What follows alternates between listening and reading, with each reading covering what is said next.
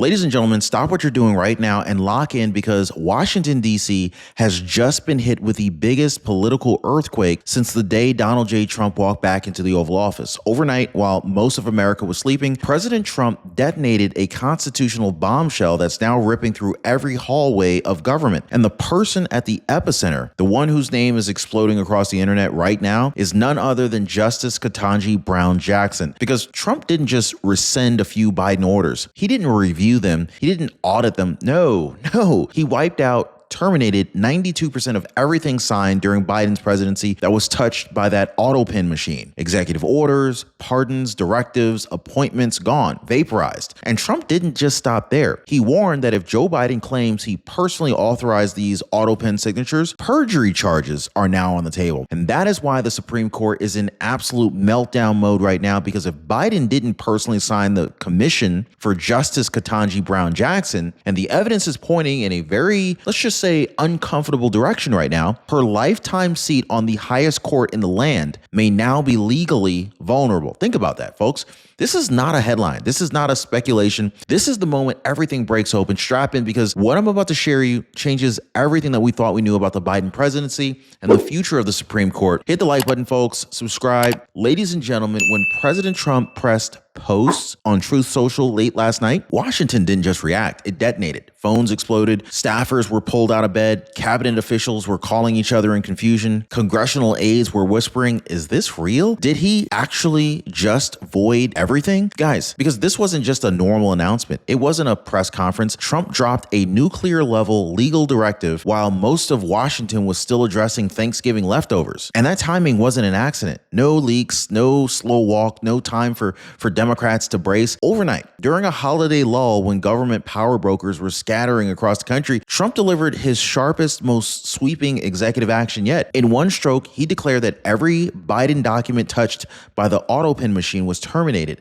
And this morning, Washington woke up to pure chaos. And so now we need to talk about the number that has every federal agency trembling today. 92%. According to internal reviews cited by the Trump administration, nearly all of Biden's executive level approvals, orders, directives, commissions, authorizations, they were generated by an Autopen, not personally signed, not reviewed in real time, mechanically replicated. And this right here, guys, this is why institutions are panicking. That 92% touches pretty much everything. Judicial appointments, agency rules, high-level pardons, budget directives, personnel approvals, even Supreme Court paperwork. Now, it means that the foundation of Biden's presidency wasn't paperwork, it was automation. Staffers initiating processes that legally require personal presidential action. And with Trump now officially terminating every one of those Autopen signed documents, question echoing through every federal hallway is this: if the Autopen signed it, does the action still legally exist? Now, that one statistic, 92%, is now the fuse that's burning toward the biggest legal showdown of the decade. Now, before we move on, let me just say something real quick, because right now a lot of folks are dealing with the stress that they don't even want to talk about. They're dealing with all sorts of levels of stress, and I get it. And honestly, your kids feel it too. Your kids want to help you,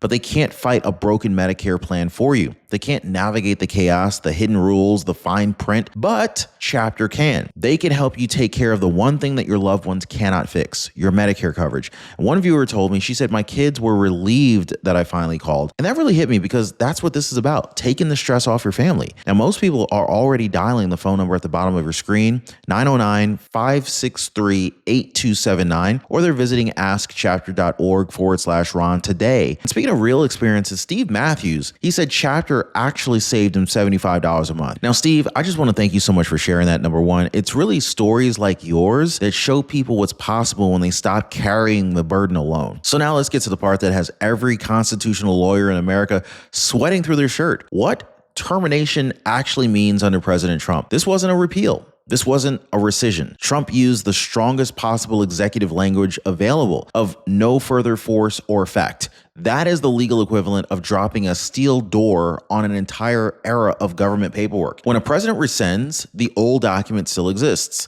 When he reverses, it still happened. But when he says terminated, it is treated as if the document never had legal authority in the first place. And that distinction right there, this is why teams of attorneys across America, the DOJ, White House, federal agencies, and courts, they're scrambling. Because if Biden's Autopen approvals were never valid, then anything built on top of them might collapse with them. And that right there, my friends, that is where the panic truly begins. So let's talk about the fallout, shall we? Because this is where the room really starts spinning in Washington. Trump didn't just void symbolic paperwork, he directly targeted Biden's most consequential presidential actions. This was huge, ladies and gentlemen. I mean, we're talking pardons issued through the Autopen, gone.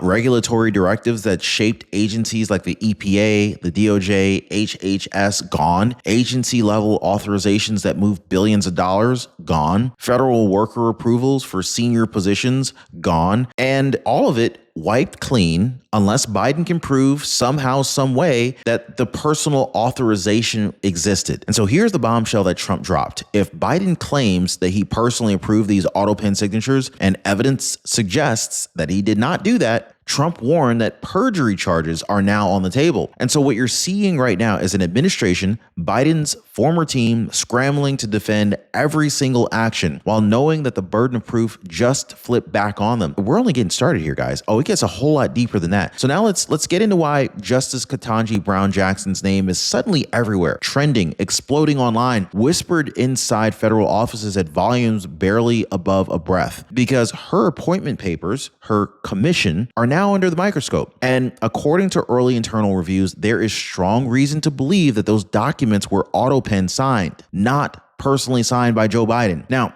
I don't know if you're paying attention here, folks, but this is not some small technical issue. The United States Constitution requires that Supreme Court commissions be personally signed by the President of the United States. No exceptions, no proxies, no mechanical reproductions. If those signatures were placed by staffers without Biden's explicit documented authorization, her appointment becomes legally vulnerable because the signature is the legal foundation for her lifetime seat. And this is why political commentators are calling it the biggest judicial legitimacy crisis since the mid-1800s. Justice Ketanji Brown Jackson isn't just a part of this story, she is ground zero. Now, inside the Supreme Court, the tension is off the charts. I mean, you can feel it through every leak, every off-record whisper, every reporter hovering outside the marble steps, because if a case reaches the court that questions the legality of Ketanji Brown Jackson's appointment, the first issue is this: would she be forced to recuse herself? Now, technically, justices do not rule on cases where they have a direct personal stake.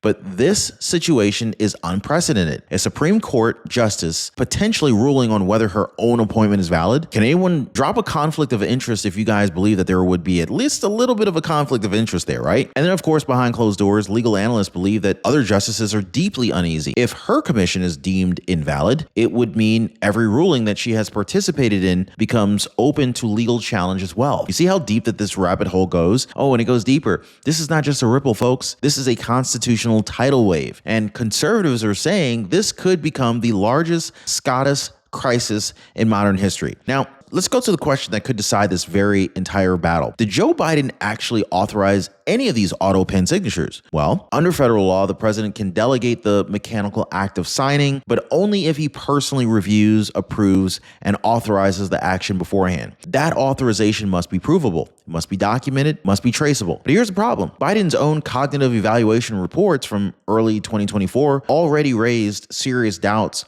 about his memory and awareness. Robert Hur's investigation stated plainly that Biden did not remember significant details of his own activities. He was mentally logged out for years, in other words. So now investigators are digging into internal White House logs, testimony from former staffers, approval workflows, digital audit trails, because if Biden lacked the capacity to track what his own staff was signing, then millions of pages of government action may have been carried out without a constitutionally competent president overseeing them to begin with. And that is a catastrophic miss for Biden's legal defense. So this is the moment where the story explodes into something that's far bigger than just one justice. If Biden did not personally authorize the Autopen signatures on federal judge commissions, then hundreds of judges, district circuit, even appellate judges may see their appointments legally challenged. And under the legal doctrine, fraud vitiates all, any appointment established through an invalid process collapses. Decisions made by those judges become vulnerable. Criminal convictions, regulatory rulings, constitutional filings, everything. So imagine hundreds of courtrooms suddenly thrown into uncertainty because their presiding judges were never legally commissioned. Appeals would surge through the roof. Federal dockets would choke. Defense attorneys across the country would scramble to reopen cases. This isn't just some paperwork issue. This is the definition of a constitutional crisis if I've ever seen one, and the entire legal community already knows it. So now we need to talk about the question nobody in Washington wants to say out loud. Could Justice Ketanji Brown Jackson's seat actually be vacated? Well, here's the legal roadmap if her commission is ruled invalid. Step 1, the DOJ issues its interpretation of whether Autopen commissions